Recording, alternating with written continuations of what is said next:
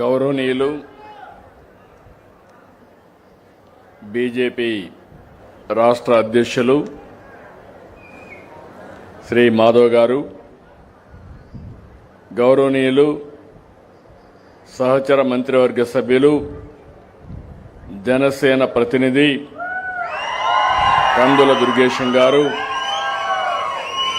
సహచర మంత్రివర్గ సభ్యులు రామానాయుడు గారు, స్కిల్ డెవలప్మెంట్ చైర్మన్ గౌరవనీయులు శేషారావు గారు, పట్టాభి గారు, వేదిక పైన పెద్దలందరికీ ఈరోజు నేను నిడదవోలుకు వచ్చినప్పుడు ఒక చరిత్రకు శ్రీకారం చుట్టాం. మీరు గుర్తుపెట్టుకోవాలి, ఈరోజు పర్యటన చరిత్రలో చిరస్థాయిగా మిగిలిపోతుంది. దానికి కారణం మహిళా బిల్లు తీసుకొస్తే ఆడబిడ్డలకు చట్టసభల్లో 33% రిజర్వేషన్లు పెట్టాలని కేంద్రం ప్రయత్నం చేస్తే దాన్ని కాంగ్రెస్ విపక్షాలు నిన్ననే ఓడించే పరిస్థితికి వచ్చారు. దానికి ఉద్యమం ఈ నిడదవోలులో ప్రారంభమైంది. దేశమంతా కూడా ముందుకెళ్తుంది.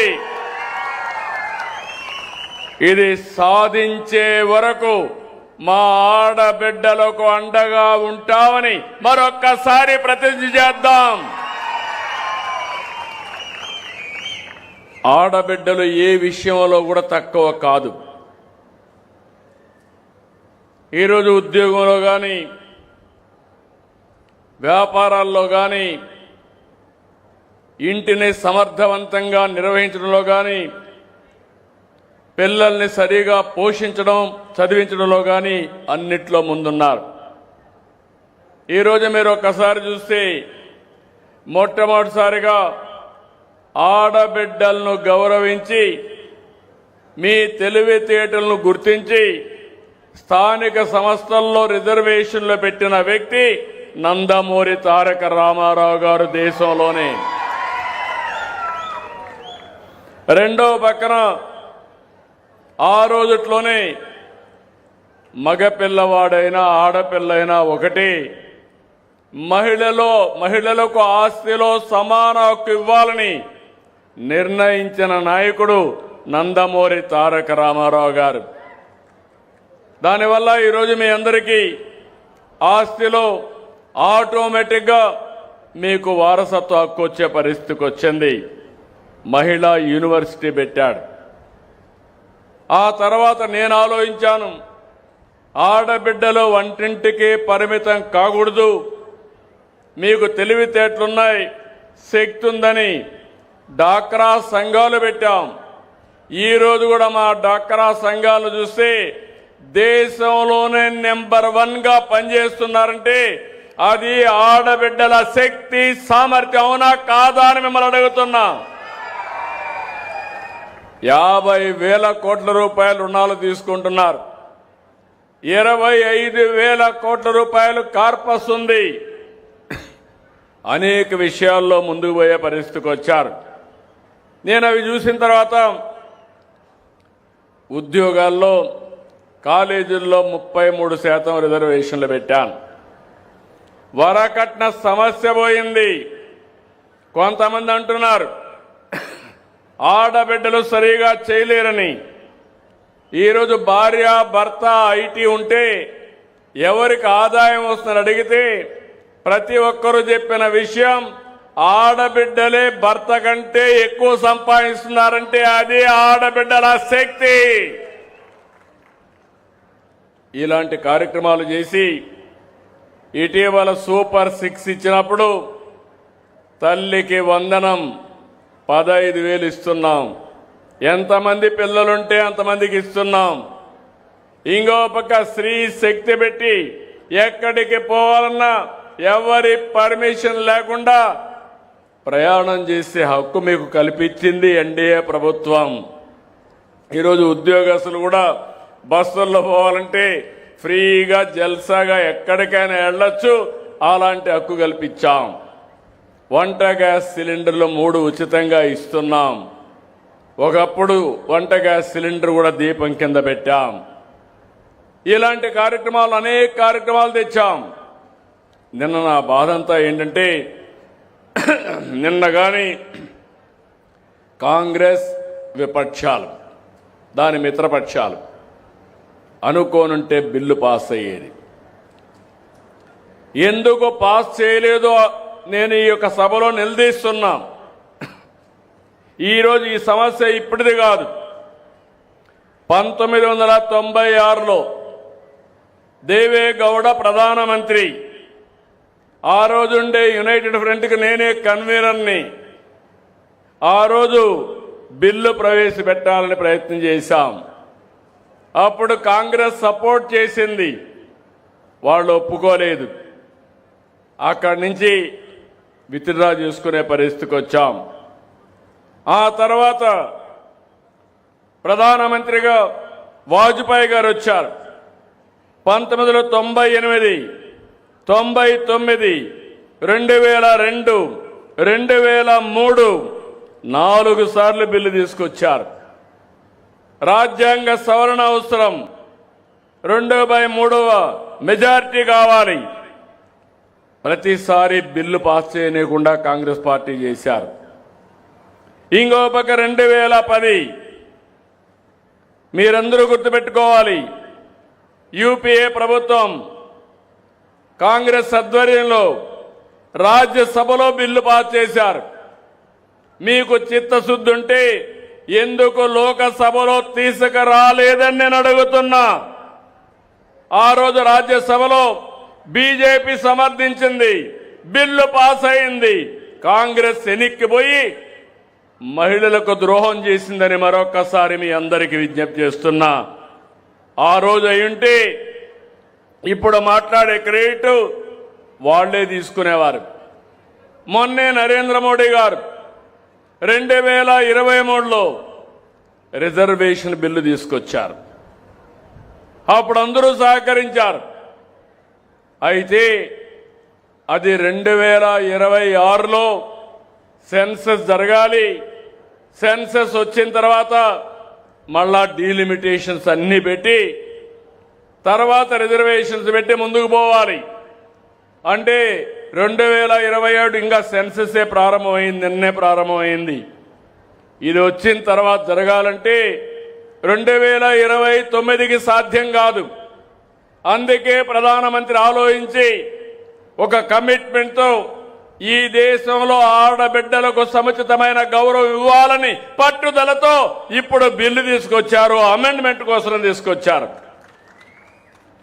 అలాంటి బిల్లు తీసుకొస్తే ఈరోజు సపోర్ట్ చేయవలసిన వాళ్ళు ఎందుకు సపోర్ట్ చేయలేదని అడుగుతున్నాను. అయితే వాడు చెప్పేది చిన్న రాష్ట్రాలకి, దక్షిణ భారతదేశంలో ఉండే రాష్ట్రాలకి డీలిమిటేషన్ వల్ల అన్యాయం జరుగుతున్నారు. ఆ లాజిక్ నాకు అర్థం కావడం లేదు. దేశంలో అన్ని రాష్ట్రాల్లో ఉండే సీట్లు చూసిన తర్వాత దక్షిణ భారతదేశంలో జనాభా తగ్గుతుంది కాబట్టి ఇది కూడా వాజ్పేయి గారు ఉన్నప్పుడు 2001లో 1971వ సెన్సస్ పెట్టుకొని ఆ సెన్సస్ పైనే రిజర్వేషన్లు పెట్టాడు. 26 వరకు ఉంటాయి.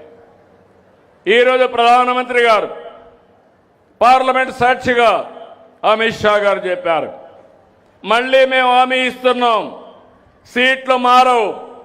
ఆంధ్రప్రదేశ్లో 25 ఉంటే 38 అంటే 50% పెరుగుతాయి. ఇంకొక రాష్ట్రంలో కేరళలో 20 ఉంటే 30 అవుతాయి.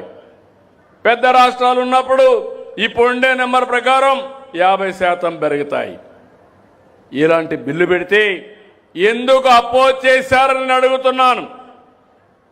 అంటే మీ ఉద్దేశం కావాలని చెప్పి పక్కదారి పట్టించి ఇప్పుడు రిజర్వేషన్ని మా ఆడబిడ్డలకు దక్కకుండా చేశారు. ఇది దేశ ద్రోహం, మహిళలకు మీరు చేసిన దగ, మోసం అని మరొక్కసారి హెచ్చరిస్తున్నాను. ప్రతి ఒక్కసారి మహిళల్ని మోసం చేయడం కాంగ్రెస్ పార్టీకి అలవాటు అయిపోయింది. మీ పేరుతో ఓటేసుకోవడం, ఓటేసుకున్న తర్వాత 1996 నుంచి ఈరోజు 26 అంటే 30 ఏళ్లు మోసం చేశారు. ఇప్పుడు ఇది 34కి వెళ్తుంది. దేవుడికే తెలియాలి ఎప్పుడొస్తుందో అనేది. అంటే ఇది అన్యాయం అవునా కాదా అని మిమ్మల్ని అడుగుతున్నా. అన్యాయం అంటే గట్టిగా చప్పట్లు కూడా చెప్పండి. ఇది అన్యాయం అని గట్టిగా చెప్పండి. బాధేస్తుంది. నేనైతే 2017లో కూడా తీర్మానం పెట్టాను. కానీ ఈ సందర్భంలో మీరు చూస్తే అనేక సందర్భాల్లో నేను కేంద్ర నాయకత్వానికి దగ్గరగా ఉన్న 96, 98, 99, 2002, 2003, 2024 చరిత్ర చాలా స్పష్టంగా చెప్తుంది.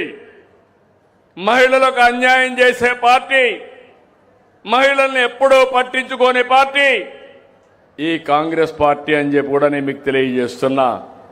వాళ్ళకు తోడు మిత్రపక్షాలను పెట్టుకొని ఈరోజు అడ్డుకునే ప్రయత్నం చేశారు. నేను ఒకటి ఈరోజు నిడదవోలు సభలో చెప్తున్నాను, ప్రతినిధి చేసి చెప్తున్నా, ప్రజా చైతన్యం తీసుకొస్తాం, మా ఆడబిడ్డలకు అండగా ఉంటాం, దేశం మొత్తం ఉద్యమం చేస్తాం, మీకు రిజర్వేషన్లు వచ్చే వరకు మీ తరపున పోరాడే బాధ్యత ఎన్డీఏది. మిమ్మల్ని ఒకటే కోరుతున్నా,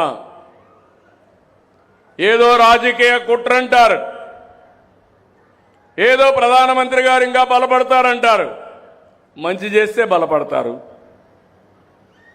మీరు మంచి చేయండి, మీరు కూడా బలపడతారు. అలాంటిది మొన్న కూడా మనం చూసాం ఈ రాష్ట్రంలో. నేను మా మిత్రుడు పవన్ కళ్యాణ్ గారు, అదే మరిగా ప్రధానమంత్రి నరేంద్ర మోడీ గారు 3 పార్టీలు కలిస్తే చరిత్రలో ఎప్పుడూ చూడని విజయం 94% స్ట్రైక్ రేట్ వచ్చింది. 50 ఏళ్ళు రాజకీయంలో ఉన్నాను కానీ ఇంత మెజారిటీలు నా జీవితంలో చూడలేదు. అంత మెజారిటీలు వచ్చాయి. ఇప్పుడు అందుకే మీ అందరినీ విజ్ఞప్తి చేసేది, ఈరోజు నేను వచ్చింది స్వర్ణాంధ్ర స్వచ్ఛాంధ్ర కార్యక్రమానికి వచ్చాను. కానీ దానికంటే పవిత్రమైన కార్యక్రమం మా ఆడబిడ్డల్ని చట్టసభల్లో చూడాలనే ఆకాంక్ష. తప్పకుండా చూస్తాం. నేను ఇప్పుడు చెప్పడం కాదు, మా ఆడబిడ్డలు వంటింటికే పరిమితం కాకూడదు, దానికి పూర్తిగా అండగా ఉన్నాం. మళ్ళీ చెప్తున్నా, మీరు కూడా అడగండి. ఇక్కడ వైఎస్ఆర్ కాంగ్రెస్ పార్టీ లేదు, కానీ దాంట్లో నుంచి బయట వచ్చిన ఒక తోక పార్టీ ఒకటి ఉంటుంది. కాబట్టి మీరు గుర్తుపెట్టుకోవాల్సింది, ఈరోజు దేశం మొత్తం ఒక సందేశం వెళ్ళాలి. భవిష్యత్తులో ఎప్పుడు కూడా మహిళలకు వ్యతిరేకంగా పనిచేసిన పార్టీలు మనుగడ సాధించలేవని నిరూపించే సమయం. దానికి మీరు సిద్ధంగా ఉండాలని మరొకసారి కోరుతున్నా. సిద్ధమా అని మిమ్మల్ని అడుగుతున్నా. మగవాళ్ళు కూడా ఆలోచించుకోవాలి. మన ఇంట్లో మన ఆడబిడ్డల్ని మన భార్యల సాక్షిగా, మన పిల్లల సాక్షిగా, మన తల్లుల సాక్షిగా ఆలోచించి వాళ్ళని గౌరవించినప్పుడే సమాజం ముందుకు పోతుంది. ఈ విషయం గుర్తుపెట్టుకోమని మరొక్కసారి కోరుతున్నా. మామూలుగా స్వర్ణాంధ్ర స్వచ్ఛాంధ్ర కార్యక్రమంలో నేను ఇప్పటికి మీరు ఒక్కసారి చూస్తే 15 నెలలుగా చేస్తున్నా. నేను ఒకటే ఆలోచించాను, నేను కానీ ఎన్డీఏ పార్ట్నర్స్ అందరం కలిసి ఈ రాష్ట్రాన్ని అభివృద్ధి చేయడమే ధ్యేయంగా పెట్టుకొని మేము ముందుకు పోతున్నాం. ఎన్నికల ముందు ఒక మాట చెప్పాం, విధ్వంసమైన రాష్ట్రాన్ని గాడిన పెట్టే బాధ్యత మేము తీసుకుంటామని ఆ రోజు చెప్పాం. ఎన్ని విధాలు నేను 4వ ముఖ్యమంత్రి, నా జీవితంలో ఎప్పుడూ చూడలేదు. ఎక్కడ చూసినా ఎంత లోతుకు పోతే గోతులు అంత లోతుగా ఉన్నాయి. అవన్నీ పూడ్చుకుంటూ వస్తున్నాం. అయితే ఈరోజు ఈ కార్యక్రమం కింద చూస్తే మామూలుగా కాదు. ఎక్కడ చూసినా చెత్త కుంపలన్నీ పెద్ద పెద్ద గుట్టలు గుట్టలుగా చెత్తంతా పేరుకుపోయి భయంకరంగా తయారైంది. 15 నెలలుగా పనిచేస్తున్నాం. ఒక పద్ధతి ప్రకారం పనిచేస్తున్నాం. మీ అందరిలో ఒక చైతన్యం రావాలి. మన ఇల్లు, మన వీధి, మన ఊరు, మన ఆఫీసు, మన స్కూలు, మన కాలేజ్, మన పబ్లిక్ ప్లేసులు కానీ, బీచ్లు కానీ, ఆలయాలు కానీ, పార్కులు కానీ, ఇవన్నీ కూడా దృష్టిలో పెట్టుకోవాలి. నేను ఎప్పుడు చెప్తాను, జపాన్లో స్వీపర్స్ ఉండరు. ఎక్కడ కూడా పేపర్లు రోడ్డు మీద ఉండవు. ఎక్కడన్నా కాగితం కనపడిస్తే, ఈ కాగితం కనపడిస్తే ఫస్ట్ ఎవరైతే చూస్తారో వాళ్ళు ఆ కాగితం తీసి పర్సులో పెట్టుకొని ఇంటికి పోయి డస్ట్బిన్లో వేస్తారు. ఇప్పుడు మా తమ్ముడు లేదు, తీశాడు. చాలా సంతోషం. ఆ స్ఫూర్తి రావాలి. అది ఒకటే దిష్టి బొమ్మ మారిగా ఉంది. అది పోయినాక ఎంత బాగుందో చూడండి. ఈ విషయం మీ అందరిలో కూడా రిజిస్టర్ కావాలి. నెలకొకసారి ఒక థీమ్ అనుకున్నాం. ఏ ముఖ్యమంత్రి చేసుండడు ప్రతి శనివారం ఏ పనైనా వదిలిపెడుతున్నాను కానీ స్వచ్ఛాంధ్ర కార్యక్రమాన్ని మాత్రం వదిలిపెట్టకుండా పనిచేస్తున్నాను. ఈ శనివారం జలధార జలహారతి అనే థీమ్ కింద మీ ముందరకు వచ్చాం. 100 రోజులు ఈ కార్యక్రమానికి ప్రాధాన్యత కూడా ఇచ్చాను. ఇంకో పక్క మీరు ఒక్కసారి చూస్తే ఎక్కడికక్కడ ఈ కార్యక్రమాన్ని ముందుకు తీసుకుపోతూ మురికి కాలువలు కానీ అన్ని కూడా ఏం చేయాలనో ఒక స్పష్టమైన వైఖరితో వస్తున్నాం. జూన్ నెలకంతా 100% గడచిన ప్రభుత్వం పేర్చిపోయినంత చెత్త భూమి మీదనే కాదు భూమిలో కూడా వేసిపోయారు. అది కూడా తవ్వి, లేకపోతే అక్కడ వర్షం పడితే అది కలుషితం అయిపోయి ఆ నీరు మీ పొలాల్లోకి వచ్చి మొత్తం ఆ ప్రాంతం అంతా కూడా కలుషితం అయ్యే పరిస్థితి వస్తూ ఉంది. ప్రతిరోజు మీరు ఒక్కసారి చూస్తే 7,527 టన్నులు పట్టణాల్లో, 1,430 టన్నులు గ్రామీణ ప్రాంతాల్లో, 9,000 టన్నులు ఉత్పత్తి అవుతుంది. ఇవన్నీ కూడా 153 లక్షల మెట్రిక్ టన్నులు చెత్త పేరకపోయింది. 114 టన్నులు తీసేశాం.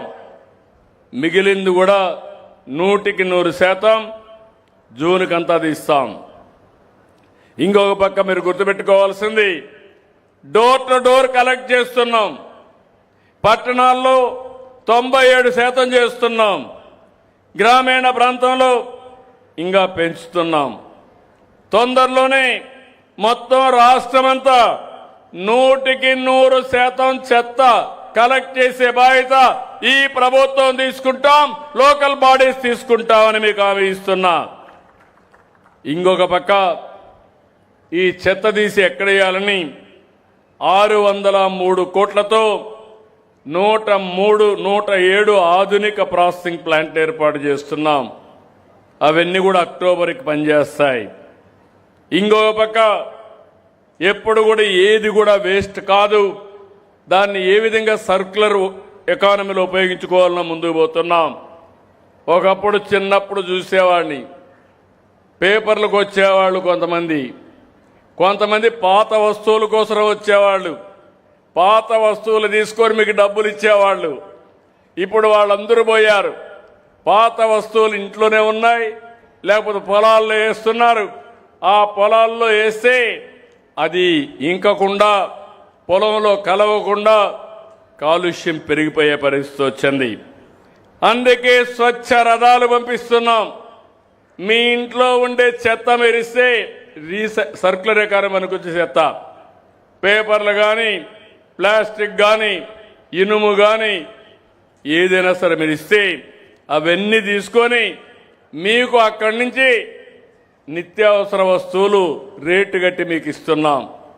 అంటే ఏది కూడా వేస్ట్ కాదు, వృధా కాదు, అందులో నుంచి తీసే పరిస్థితికి వచ్చాం. ఓడిఎఫ్ ప్లస్ గ్రామాలుగా చేస్తున్నాం. ప్రతి ఇంటికి మరుగుదొడ్డు ఉండాలి. ఒకప్పుడు మా ఆడబిడ్డలకు మరుగుదొడ్డు లేకపోతే ఉదయం బయట సూర్యోదయం కాకమునిపే ఆ రోడ్డు పక్కనో ఎక్కడనో మరుగుదొడ్డు పోయే పరిస్థితి, రోడ్లే మరుగుదొడ్లైన పరిస్థితి.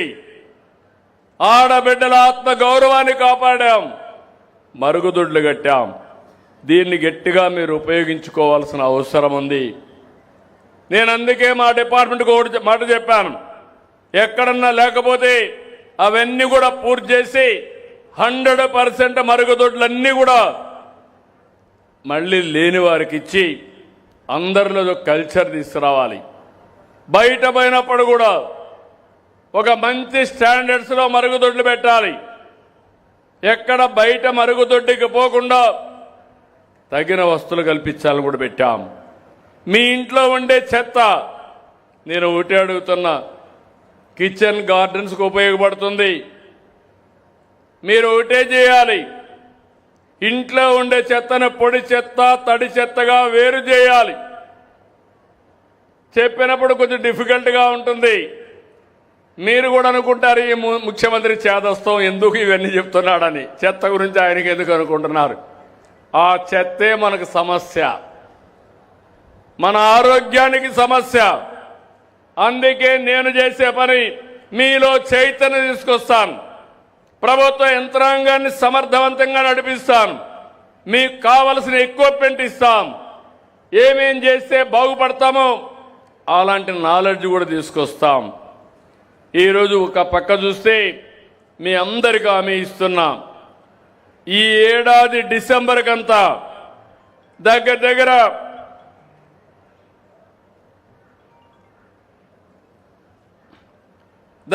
మీరు చూస్తే 7,14,000 కిచెన్ గార్డెన్లు ఏర్పాటు చేస్తున్నాం.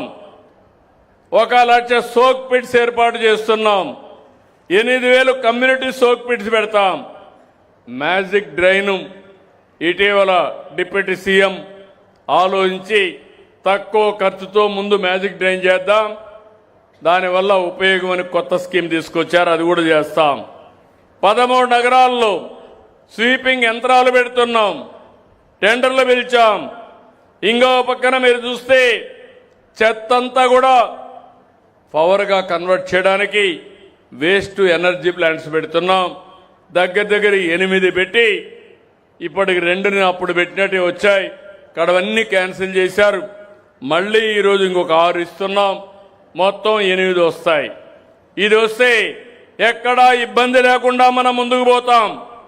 ఇంకో పక్కన ఈరోజు గ్రీన్ కవర్ కూడా అంటే పచ్చదనం 31.33% ఉంది. 2030కి 37% చేయాలని, 2047కి 50% రావాలని. ఈరోజు ఈస్ట్ గోదావరి వెస్ట్ గోదావరి ఉంది. పొలాల్లో ఎక్కడ కూడా కొబ్బరి చెట్లు తప్ప వేరే చెట్లు పెట్టే పరిస్థితి ఉండదు. గ్రామాల్లో పెట్టాలి, పట్టణాల్లో పెట్టాలి, రోడ్డు పక్కన పెట్టాలి. దీన్నంతా కూడా మీరు ముందుకు తీసుకుపోవాల్సిన అవసరం ఉంది. ఇలాంటివన్నీ కూడా మీరు చేయగలిగితే నేను ఒకటే మీ అందరికీ హామీ ఇస్తున్నా, సర్క్యులర్ ఎకానమీలో ఇండస్ట్రియల్ పార్కులు తీసుకొస్తున్నాం. మీ ఇంట్లో కలెక్ట్ చేసేటన్ని ఏదైనా కావచ్చు, ఒక ప్లాస్టిక్ కావచ్చు, ఒక ఇనుము కావచ్చు, లేకపోతే ఎలక్ట్రానిక్స్ కావచ్చు, లేకపోతే మనకు కొన్ని కెమికల్స్ కూడా ఉన్నాయి, హాస్పిటల్లో హజార్డ్ వేస్ట్ కూడా ఉంటుంది. అలాంటివన్నీ కూడా తీసుకొని మళ్ళా రీసైక్లింగ్ పంపిస్తామని చెప్పి కూడా నేను మీకు తెలియజేస్తున్నా. నేను ఈ సందర్భంగా మిమ్మల్ని అందరినీ ఒకటే విజ్ఞప్తి చేస్తున్నాను. ఇప్పటికే మీరందరూ చూశారు, ఎక్కడికక్కడ సంక్షేమ కార్యక్రమాలు పెద్దపీట వేశాం. నాకే అనుమానం ఉండేది, ఈరోజు నేను చెప్తున్నా, సూపర్ 6ని సూపర్ హిట్ చేసిన పార్టీ ఎన్డీఏ పార్టీ అని చెప్పి తెలియజేస్తున్నా. ప్రతి నెల ఏదో కార్యక్రమం ఉంటుంది. ఇచ్చిన కార్యక్రమం కూడా మీకు అంతుందా లేదా అని ఎప్పటికప్పుడు పర్యవేక్షిస్తున్నాం. ఇంకో పక్కన మీరు చూశారు, తల్లికి వందనం, దీపం, శ్రీశక్తి, ఉచిత బస్సు ప్రయాణం, మత్స్యకారుల సేవలో, ఆటో డ్రైవర్ సేవలో ఇలాంటి అనేక కార్యక్రమాలు తీసుకొచ్చాం. ప్రతి నెల పేదల సేవలో 63 లక్షల మందికి పింఛన్లు ఇస్తున్నాం. 4,000, 6,000, 10,000, 15,000 ఇచ్చే ఏకైక ప్రభుత్వం 33,000 కోట్ల రూపాయలు పేదవాళ్ళకి ఇచ్చే కార్యక్రమానికి శ్రీకారం చుట్టాం. ఇలాంటివన్నీ కూడా చేసి ఈరోజు నేను ఒకటే అభివృద్ధికి కూడా, అభివృద్ధిని మీరు ఒకసారి చూడండి. ఇండస్ట్రీస్ వస్తున్నాయి, కానీ వెస్ట్ గోదావరి, ఈస్ట్ గోదావరి తక్కువగా వస్తున్నాయి. దానికి కారణం మీరు వ్యవసాయం అంటే ఎక్కువ వరేస్తారు, భూమి కాస్ట్లీగా ఉంది, ఇమ్మంటే మీరు ఇచ్చే పరిస్థితులు లేరు. కాబట్టి మీరు వ్యవసాయం పైన ఆధారపడ్డారు. కాస్తో కోస్తో ఇప్పుడు అక్వాకల్చర్ వచ్చింది. అక్వాకల్చర్ వల్ల రైతులకు కొంతవరకు వెసులుబాటు వచ్చింది. దాన్ని కూడా ఒక పరిశ్రమగా ముందుకు తీసుకుపోతే ఆ అక్వాకల్చర్ వల్ల అక్కడక్కడ కొన్ని సమస్యలు వస్తున్నాయి. పొల్యూషన్, భవిష్యత్తులో ఒకటి ఆమె ఇస్తున్నా, పొల్యూషన్ లేకుండా చూస్తాం. చేపల నుంచి వచ్చే అన్నింటినీ ఏ విధంగా రీసైకిల్ చేయాలనో చేస్తామని కూడా మీకు అందరికీ ఆమె ఇస్తున్నా. ఇది చేస్తూనే ప్రతి ఇంటికి సురక్షిత మంచినీళ్లు ట్యాప్ ద్వారా ఇచ్చే కార్యక్రమానికి కూడా శ్రీకారం చుట్టాం. అది కూడా ఫైనలైజ్ చేస్తాం. 20 లక్షల కోట్ల రూపాయలు పెట్టుబడులు వస్తున్నాయి. ఈ 20 లక్షల కోట్ల రూపాయల పెట్టుబడుల వల్ల భవిష్యత్తులో 23 లక్షల ఉద్యోగాలు వస్తాయి. రాబోయే సంవత్సరం గోదావరి పుష్కరాలు వస్తున్నాయి. 3వ ముఖ్యమంత్రిగా నేనే పుష్కరాలు నిర్వహించబోతున్నాను. ఇది నా అదృష్టం. ప్రకృతిని ప్రేమించడం మనందరి సాంప్రదాయం. మళ్ళీ హామీ ఇస్తున్నా, ఈసారి గోదావరి పుష్కరాల్ని బ్రహ్మాండంగా చేస్తూ ఈ ప్రాంతంలో అన్ని అభివృద్ధి కార్యక్రమాలని పూర్తి చేసే కార్యక్రమానికి శ్రీకారం చుడతాం. పోలవరం జాతికి వరం. అలాంటి పోలవరం డయాఫామ్ వాళ్ళని గోదావరిలో కలిపేశారు. రామానాయుడు గారి ఆధ్వర్యంలో మొన్నే పూర్తి చేశాం. మీ అందరికీ హామీ ఇస్తున్నా, కేంద్ర సహకారం పూర్తిగా ఉంది. పుష్కరాల కంటే ముందు గోదావరి పూర్తి చేసి జాతికి అంకితం చేస్తామని మరొక్కసారి విజ్ఞప్తి చేస్తున్నాను. అమరావతి, కేంద్రం కూడా అమరావతికి బిల్లు తీసుకొచ్చారు. ఆంధ్రప్రదేశ్ రాజధాని, శాశ్వత రాజధాని అమరావతి అని. నిన్న కూడా నేను ఒక పిలిపిస్తే ముందు 33,000 ఎకరాలు ఇచ్చారు. నిన్న మళ్ళీ వచ్చి 17,000 ఎకరాలు 10 గ్రామాల నుంచి స్వచ్ఛందంగా రైతులు ముందుకొచ్చి ల్యాండ్ పూలింగ్ లో ఇచ్చారంటే అది ఈ ప్రభుత్వం పైన నమ్మకం. ఒక నమ్మకం వల్ల రాజధాని ల్యాండ్ మానిటైజేషన్ ప్రాజెక్ట్ ఇది. రాజధాని నిర్మాణంలో రైతులు భాగస్వాములు. వాళ్ళు ఇచ్చిన భూమి ఇన్ఫ్రాస్ట్రక్చర్ డెవలప్ చేసి కొంత భూమి అమ్మి ఆ అప్పులు కూడా కట్టే పరిస్థితికి వస్తున్నాం. ఇవన్నీ ఒక ఎత్తు అయితే మీరు గుర్తుపెట్టుకోవాలి, మన రాష్ట్రంలో గొడ్డలి పార్టీ ఒకటి ఉంది. ఆ పార్టీని మీరు చూస్తే వాడికి, పేదవాడికి కడుపు నిండా తిండి పెట్టే మనసు కూడా ఉండదు. అన్నా క్యాంటీన్ పెట్టాం. అన్నా క్యాంటీన్ మూసేశారా లేదా అని నేను అడుగుతున్నా. మా రామానాయుడు నువ్వు మూసేసావు, నేను స్వచ్ఛందంగా పెడతానంటే నువ్వెవడు పేదవాడికి భోజనం పెట్టడానికి? నువ్వు పెట్టడానికి లేదని రామానాయుడి మీద కేసులు పెట్టి బలవంతంగా క్లోజ్ చేసి దానికోసం పోరాటం చేసిన వ్యక్తి రామానాయుడు గారు. ఈరోజు మీరు చూస్తే ముందున్న 203 కాకుండా ఇంకా అదనంగా 207 ప్లస్ అదనంగా 62 ఓపెన్ చేశాను. 269 అన్నా క్యాంటీన్లు పనిచేస్తున్నాయి. భవిష్యత్తులో ఒకటే హామీ ఇస్తున్నా, పేదవాడికి కడుపు నిండా తిండి పెట్టలేని ప్రభుత్వాలు ఉన్నా ఒకటే లేకపోయినా ఒకటే. ఆ విషయంలో మాకు ఒక స్పష్టత ఉంది. అయితే ఈ గొడ్డలి పార్టీ మాత్రం వాళ్ళకు తెలిసింది ఒకటే, విధ్వంసం, కూల్చడం, నరకడం. మామూలుగా చూస్తే పోస్టర్లకి నరబలిస్తారు. ఏం తమ్ముళ్ళు విన్నారా ఎప్పుడన్నా? అంటే ఏంటి సందేశం? నరబలిచ్చారంటే అందరిని నరకుతామనా? ఇక్కడ ఉండేది CBN 95, కేంద్రంలో ఉండేది నరేంద్ర మోడీ, ఇంకో పక్క మా మిత్రుడు పవన్ కళ్యాణ్.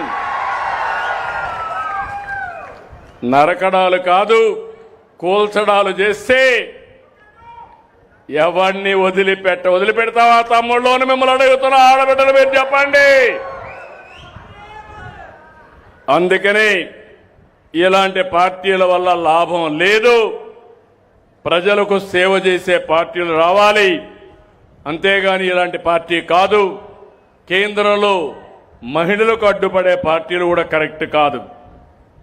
ఇవి రెండే కాకుండా నేను సుపరిపాలనతో ముందుకు వచ్చాను మీ దగ్గరికి.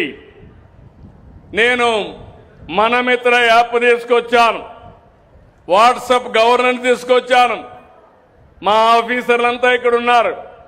నేను మనస్ఫూర్తిగా ఈ జిల్లాలో ఉండే ఆఫీసర్ని, ఇక్కడ నిడదవోల్లో ఉండే ఆఫీసర్ని మనస్ఫూర్తిగా అభినందిస్తున్నా. కంగ్రాచులేషన్స్, బాగా పనిచేస్తున్నారు నా లెక్క ప్రకారం. ఎందుకంటున్నానంటే నేనేదో వాళ్ళని పొగడానికి కాదు. నేను ఏ పని చేసినా IVRS అడుగుతున్నా, టెక్నాలజీ ఆడిట్ చేస్తున్నా, అంతా డేటా కలెక్ట్ చేస్తున్నా. బాగా పనిచేస్తే శభాష్ అని భుజం తడుతున్నా, బాగా పనిచేయకపోతే మార్చుకోమని మళ్ళీ వాళ్ళనే కోరుతున్నా. మారే వరకు వాళ్ళని కూడా వదిలిపెట్టిన ఒకరిద్దరిని 100% చాలా బాగా పనిచేస్తున్నారు. ఈ నియోజకవర్గంలో చూస్తే లేటెస్ట్ స్కోర్ అంతా కలిపితే అన్ని సేవల్లో స్టేట్ 72.38 ఉంటే ఈస్ట్ గోదావరి జిల్లా 75.37 ఉంది. దానికి కలెక్టర్ని అభినందిస్తున్నా. జిల్లా రాష్ట్రానికంటే 3% ఎక్కువ ఉన్నారు. అదే మరి నిడదవోలుకు వస్తే 79.31 ఉన్నారు. ఇంకొక 4% ఎక్కువగా ఉన్నారు. గట్టిగా చప్పట్లు కొట్టి అధికార యంత్రాంగాన్ని అభినందించండి. ఇక్కడుండే మిత్రపక్షాల కార్యకర్తలు కూడా విజ్ఞప్తి చేస్తున్నా, బాగా పనిచేసే వాళ్ళకి మీరు అండగా ఉండండి, ప్రోత్సహించండి. వాళ్ళ వల్ల మంచి జరుగుతుంది. మొత్తం సర్వీసులు 45 ఉంటే 37 సర్వీసులు రాష్ట్రానికంటే మెరుగ్గా ఉన్నాయి. 8 మాత్రం రాష్ట్రానికంటే వెనకానున్నారు. లేటెస్ట్ స్కోర్లో 35 ఉన్నాయి, 8 వెనకానున్నాయి. ఇందులో కూడా నేను చూస్తే ఇరిగేషను, పొల్యూషన్ కంట్రోల్ బోర్డు, శాప్ ఇవన్నీ మొన్నే చేశారు. కానీ ఇప్పుడైతే ప్రస్తుతం అయితే ఇంకా సీజన్ రాలేదు, అందుకు ఆ డేటా లేదు. ఇరిగేషన్ 66.21% వచ్చింది. పొల్యూషన్ కంట్రోల్ బోర్డు అయితే 77 వచ్చింది. స్పోర్ట్స్ అయితే 40% వచ్చింది. యూరియా అవైలబిలిటీ 71% వచ్చింది. ఇంకో పక్క హౌసింగ్ రాష్ట్రానికంటే 8% ఎక్కువ ఉంది. పంచాయతీరాజ్ స్వచ్ఛ అంటే వేస్ట్ మేనేజ్మెంట్ కింద 5.86% ఎక్కువ ఉంది. 3-6 సంవత్సరాల పిల్లలను చూసుకోవడంలో అంగన్వాడీలు 4.86% ఎక్కువ ఉన్నాయి.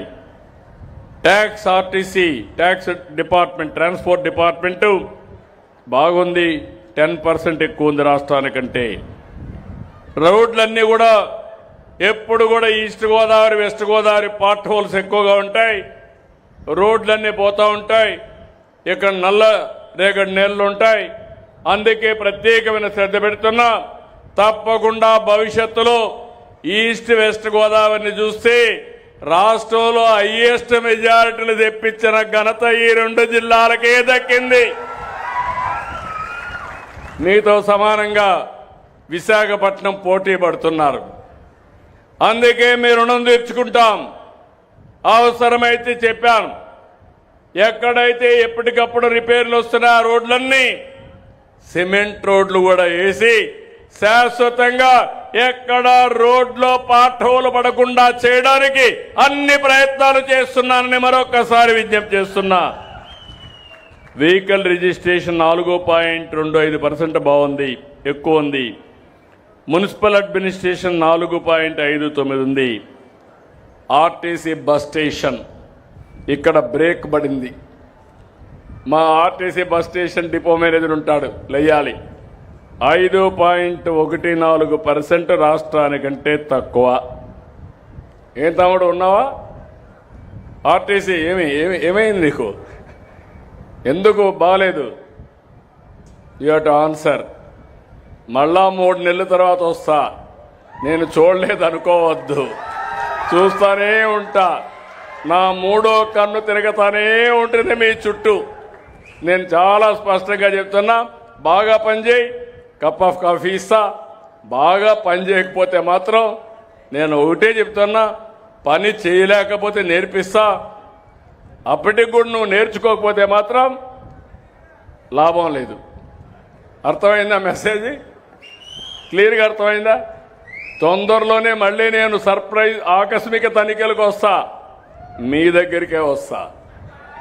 బాగా చేసే వాళ్ళ దగ్గరికి వచ్చి అభినందిస్తా, బాగా చేయని వాళ్ళని మాత్రం నిలదీస్తా, అక్కడ నిలబెడతా. సరేనా? కరెక్ట్ చేసుకుంటావా తొందరలో?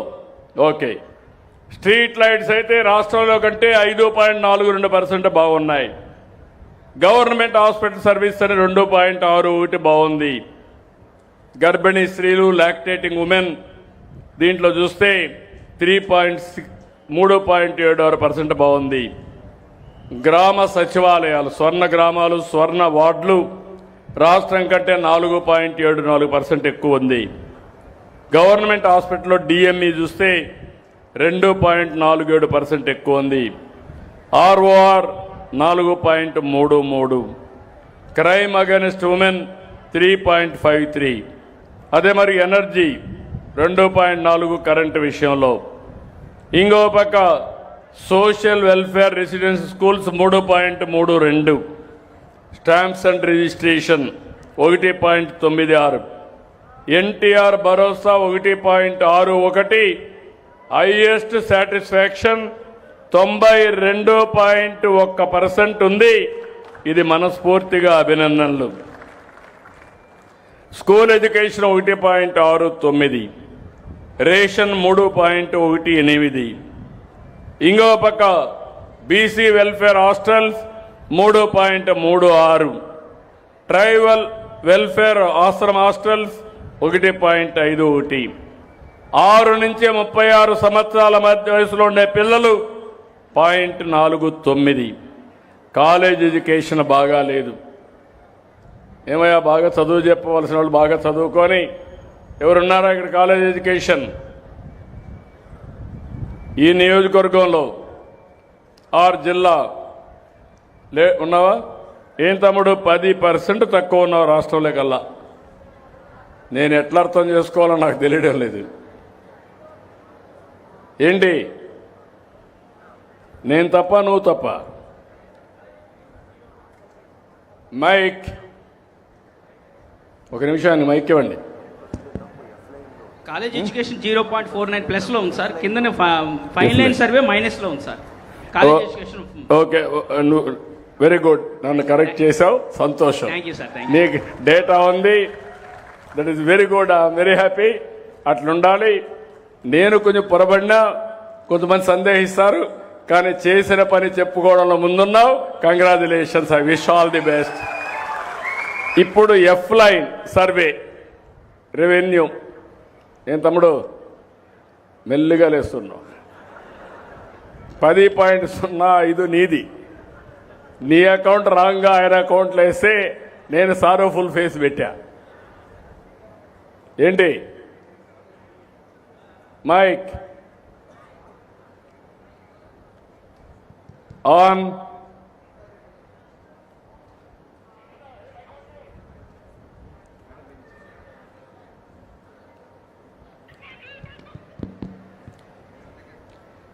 నమస్కారం సార్. చెప్పండి. యాక్చువల్గా సర్టిఫికేట్ సర్వే చేయడం, నోటీస్ ఇవ్వడం అవన్నీ కూడా బెస్ట్గా ఉంది సార్. ఈ లాస్ట్ 4 monthsలో ఈ ఒక్క మంత్లో రిగార్డింగ్ సర్టిఫికేషన్ సంబంధించి డిజిటల్ అసిస్టెంట్ అది అడుగుతున్నారా, లేదంటే ఎల్పిఎం డీటెయిల్స్ తెలియని రైతులు వీళ్ళని కన్సల్ట్ చేస్తున్నారు సార్. అంటే బిఫోర్ అప్లయింగ్ వాళ్ళకి ఇంకా ఎల్పిఎం మీద అవగాహన లేకపోవడం వల్ల రిమైనింగ్ సిన్స్ 4 months బెస్ట్గా ఉంది సార్. నెక్స్ట్ మంత్ నుంచి నువ్వు ఇంప్రూవ్ అవుతావా? Definitely sir. నమ్మకమేనా? సార్. ఓకే, నమస్కారం. అయితే నేనేమన్నా నమస్కారం సార్. అప్పుడు దాకా రిజర్వ్ చేసుకుంటా. నమస్కారం sir. Okay, thank you sir. BC welfare residential schools 0.90 plus ఉంది. మళ్ళీ ఆర్టీసీ బ్రేక్ పడింది. RTC bus services 4.85% minus. ఉన్నాడా ఆర్టీసీ? నువ్వేనా? అయితే నీలో సంథింగ్, నువ్వేం చేస్తావో తెలియదు. నువ్వు నీ స్టేక్ హోల్డర్స్ని కన్విన్స్ చేసుకునే బాధ్యత నీది. మళ్ళీ చెప్తున్నా, మీరు నేను ప్రజలకు సేవకులం, పెత్తందారులం కాదు. నేను ముఖ్యమంత్రిగా, మీరు డిపో మేనేజర్గా మీ బాధ్యత ఉంది. దయచేసి గుర్తుపెట్టుకోండి.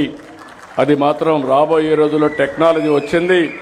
టెక్నాలజీ వల్ల ఎవరు ఏం చేస్తున్నారో అనునిత్యం నేను వాచ్ చేసే పరిస్థితికి వచ్చింది. మీలో మార్పు రావాలి. ఓకే, దెన్ డ్రైవింగ్ లైసెన్స్లు ఇవ్వడం సారథి, ఇక్కడ కూడా బాగాలేదు. ఏం తమ్ముడు, కొంచెం మారాలి. 3.83 minus.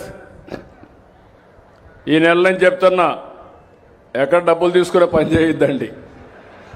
Then I'm very clear. నువ్వు తీసుకుంటే మాత్రం పట్టుకుంటా. ఆర్టీఏకి సంబంధించి 3 సర్వీసెస్లు అసెస్ చేశారు సార్. నాకు తెలియదు బ్రదర్, కొన్ని ఉన్నాయి ఇంకా డిపార్ట్మెంట్లో, కొన్ని వ్యసనాలు ఉన్నాయి. వ్యసనాలు పోవాలి. నేను మీకు అండగా ఉంటా. ఉద్యోగస్తులకు ఒకటే చెప్తున్నా, మీరు నాకు సహకరించండి, నేను మీకు సహకరిస్తా. ఇద్దరం కలిసి పని చేసుకుందాం. నేను టెన్షన్ కూడా ధ్యానం, కానీ నా మాట వెనుకపోతే మాత్రం నాకు కోపం వస్తుంది. నేను ఐఎమ్ వెరీ క్లియర్. లోటు ఎక్కడుందో చూసుకుని సరి చేసుకుంటాం sir. Immediate. Thank you sir. అన్నా క్యాంటీన్ ఈ నెలలో తగ్గింది, అంత మునుపు తగ్గింది 0.73. ఎవరున్నారు ఇక్కడ అన్నా క్యాంటీన్? ఎవరు చూస్తున్నారు జిల్లాలో? ఏం బ్రదర్? సార్ నమస్తే సార్, నేను రీజనల్ డైరెక్టర్ అండి. సో జిల్లాలో మొత్తం 6 అన్నా క్యాంటీన్ సంబంధించి మనకు కొద్దిగా ఈ ఫుడ్ క్వాలిటీ పరంగా లాస్ట్ మంత్ కొద్దిగా ప్రాబ్లం వచ్చింది సార్. అది రెక్టిఫై చేసుకున్నాం సార్. అది ఈ మంత్ నుంచి ఇంప్రూవ్ అవుతుంది సార్. కొంచెం జాగ్రత్తలు చూసుకోండి. తప్పకుండా సార్. ఎందుకంటే అత్యంత ప్రాముఖ్యత కలిగిన ప్రోగ్రాం అన్నా క్యాంటీన్. పేదవాడికి అన్నం కూడా నేను పెట్టేది ఒక ఆప్యాయంగా పెట్టాలి, గౌరవప్రదంగా పెట్టాలని. మామూలుగా చాలా గవర్నమెంట్లు ఇస్తారు కానీ రోడ్డు మీద పెడతా ఉంటారు. అటు కాకుండా one of the best infrastructure create చేశాం, బెస్ట్ ఏజెన్సీ క్రియేట్ చేశాం, క్వాలిటీ మెయింటైన్ చేస్తున్నాం. మీరు కూడా జాగ్రత్తగా చెక్ చేసుకోండి. అదే మరి టెంపుల్స్ 0.52 ప్లస్ ఉంది. Mid day meal scheme 0.90 plus ఉంది. గంజాయి ఎస్పీ 0.67 మైనస్లో ఉన్నాడు, కంటిన్యూగా మైనస్లో ఉన్నాడు. 1.26 ఇప్పుడు 0.67. మా ఎస్పీ గారు ఉన్నారా? బందోబస్తులో ఉన్నాడు. కాబట్టి నోట్ చేసుకోవాలి, ఎస్పీ గారు లేకపోతే నీ బాధ్యత. అదే మాదిరిగా resurvey 2.14% plus, social welfare hostels 1.03 plus, seed మొన్నటి వరకు నెగటివ్ ఉంది. Agriculture department 4.31. ఈ సీజన్లో ఇప్పటి నుంచే ప్లాన్ చేసుకోండి. ఒకవేళ ఇవ్వకపోతే నువ్వు పోయి మీ డైరెక్టర్ దగ్గర ధర్నా చేయి. అంతేగాని నాకు తెలియదు, మళ్ళా నీకు చెడ్డ పేరు వస్తే మాత్రం నేను నిన్ను వదిలిపెట్టినాం. Be clear. Last time 4.31 minus. వస్తానా నేను తీసుకో.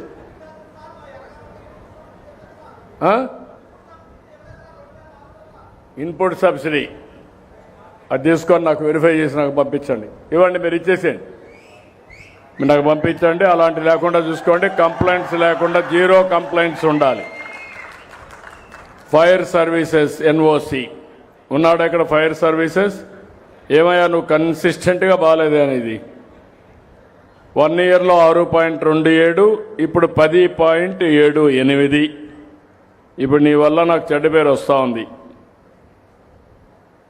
ఏం చేస్తావు?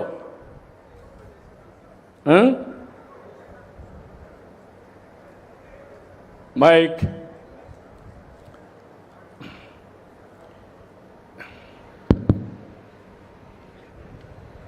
సార్ నమస్కారం సార్.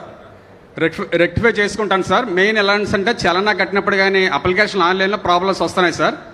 దాని గురించి ఏంటంటే అంటే ఇన్ టైంలో అది ఎన్ఓసి ఇష్యూ చేయలేని పరిస్థితి ఏర్పడుతుంది సార్. ఓకే, అంటే చలనాల్లో మెయిన్ ఎక్కువ డిఫరెన్స్ వస్తున్నాయి సార్.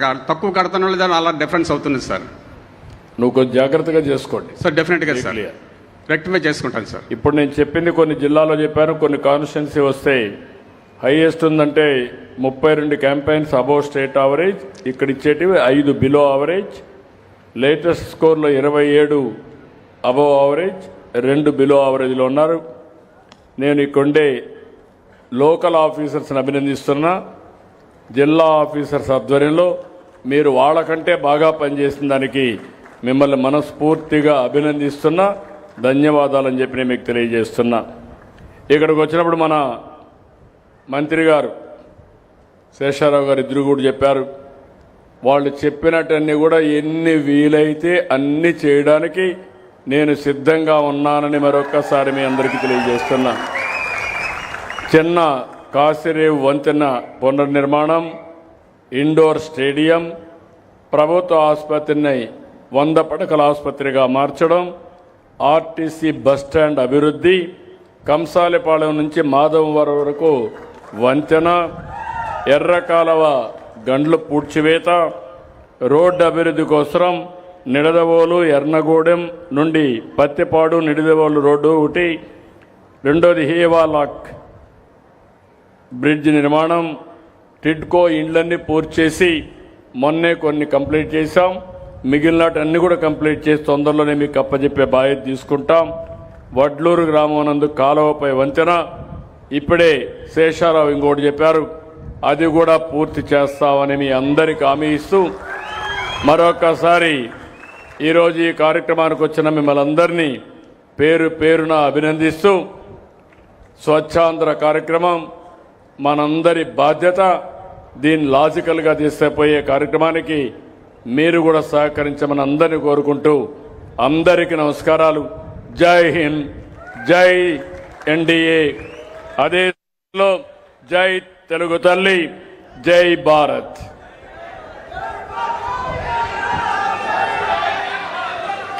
ధన్యవాదాలు సార్. మీ సుదీర్ఘ సందేశాన్ని మేమందరం కూడా